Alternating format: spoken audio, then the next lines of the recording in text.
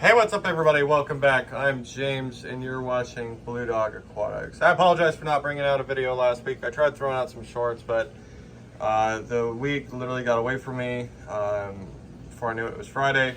And then if you haven't checked out already, we have been getting some inquiries on when part 2 of my biggest build ever is coming out. I'm hoping to have that out on Monday. So I thought for sure, I was like, oh, you know, I can edit all down into one video, and then I think I edited for almost 8 hours and we got an hour's worth, and I still have, so I think it's going to be a 3 or 4 part video.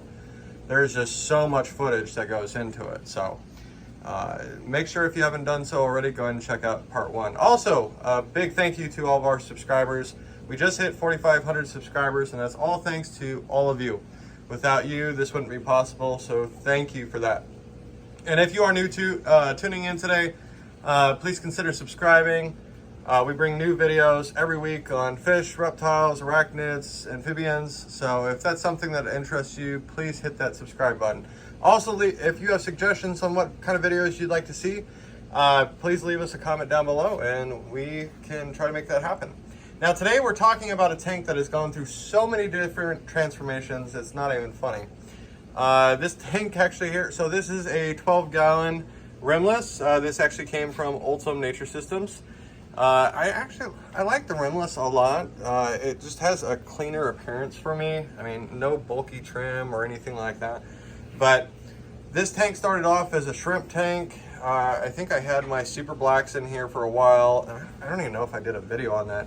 Then it went to a saltwater tank when we were first getting into saltwater at the store. And then it was empty for a while and we did just an aquascape. And then finally it's a blackwater tank, which is a tank that I've always wanted to set up. I've always wanted to do a blackwater, but just didn't know how to go about it. But we finally, and I've done some shorts on this tank, but we're gonna go into detail on it today. So, like I said, this is a 12-gallon bookshelf rimless tank. You can see that we have a hang on the back filter here, and then we also have a surface skimmer over here. And these things are worth every penny. And I will explain why here in just a little bit. But a little bit about the tank here. We actually have Siriu rock in here. We have magnolia and almond leaves in here as well. And then we have a piece of driftwood in here as well. Fish-wise, currently we only have albino cory cats in here, and we do have some snails just to help, because anytime you put in driftwood, you get that little slime coat on the drift just as it's leaching the tannins, and so the mystery snails and the narrow snails do an amazing job of cleaning that up. Now you'll wonder, you're like, well, you have it, why do you have a price tag? Well, because I was hoping it never got to the point where it actually had fish. I was hoping that it would sell, but it didn't. It went through its full, I think 5.5 week cycle is what it did. And then we added in the tannins and all that. And then it became an actual aquarium here at the store. So yeah, it's actually one of my favorite tanks here. But let's get into this. So blackwater tanks require a couple of different things. Obviously, we are trying to replicate the Amazon River, which is leached with a whole bunch of tannins and low alkalinity. Now, there are only certain types of fish that can actually go in a blackwater tank. Your neon tetras, cardinal tetras, cories, angels, discus, coolie loaches, cherry barbs, otocinclus, and they're the ones that can tolerate that low alkalinity. Obviously, we'd never put angels or discus in a tank this size, just because there's not enough height for them. That's why we went with albino cories. Now, with a low alkalinity tank, this is a tank that would have to get RO changes and use either replenish or some kind of stability to maintain your water parameters. And that's because if you were to use tap water in a blackwater tank, then you're raising the the minerals that are in the water, and that's something that a blackwater tank doesn't have. It actually has very low minerals. So, and you can actually shock a tank if you were to introduce tap water into a tank like this. If you know differently and you've actually done one with a blackwater tank, shoot us a picture down in the comments below. I'd love to see it.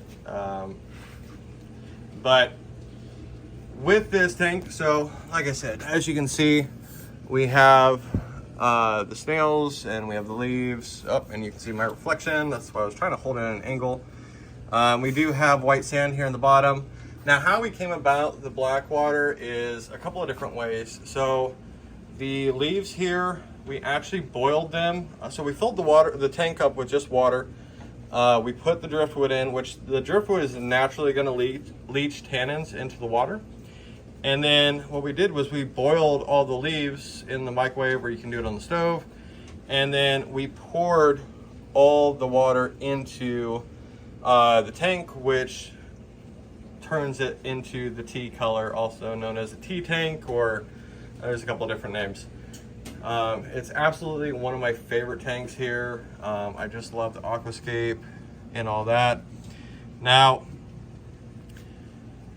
with that, maintaining them super easy. Water changes or top offs. If you do notice that your tea color starts going away, you can boil more leaves and add in more tannins. As you can see, the leaves are actually decomposing like they should, because that is natural in a tank like this. Now, you may ask why I have the filter and the surface skimmer. So, like I said, I've had this tank for quite a while now, and we put the filter originally, it was on the back in the middle, but I noticed that there were a lot of places where you get that kind of film over the top of it, of the water, and so I was like, well, maybe if I put it over here, then it'll push the water all the way down. No, we still had different spots, mostly over here where the water was just getting stagnant. And so the amazing thing about these surface skimmers, A, it sucks duckweed in like there's no tomorrow, so yay us. Yes, we do have to clean it every week, but that's no big deal. It's very simple, very easygoing. And then what it does is it actually pulls the water from the filter, and it pulls, you can see the little ripple right there. That's actually the water moving over here, and then it's sucking it down and then pushing it back out. So we're actually, I mean, yes, I could put a power head in there, but on a tank this small, I just didn't want that disruption. I wanted something very minimalistic to keep the simplicity of the tank. And so that's why we put the surface skimmer. And honestly, when I do more nano tanks like this, I think I'm going to incorporate the surface skimmers just because they work so well. So yeah, guys, I hope you enjoyed this video. Thank you so much for tuning in. Let us know on your thoughts of the blackwater tank, and let us know if you want to see more videos like this. This is, like I said, this is one of my favorite tanks here. I love how simple it is, and just the rustic underwater vibe. And you'll actually see in my biggest build ever video, I went with a very similar look with it. So make sure to tune into those videos. As always, guys, thank you so much for tuning in. Thanks so much for watching. We hope to see you next week. And as always, the big question, your tank or mine?